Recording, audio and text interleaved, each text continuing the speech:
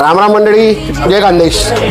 मित्रांनो, पारोडेकरांसाठी एक खुशखबर आहे. खुशखबर म्हणजे अशी आहे, आता आयफोन लवर जे पारोडे शहरात किंवा तालुक्यात राहत असतील त्यांच्यासाठी आता जळगाव किंवा धुळ्याला जायची गरज नाही, कारण आपल्या पारोडे शहरात SS मोबाईलची शाखा सुरू झाली आहे, तेही आशा इलेक्ट्रॉनिक्स अँड फर्निचर इथं.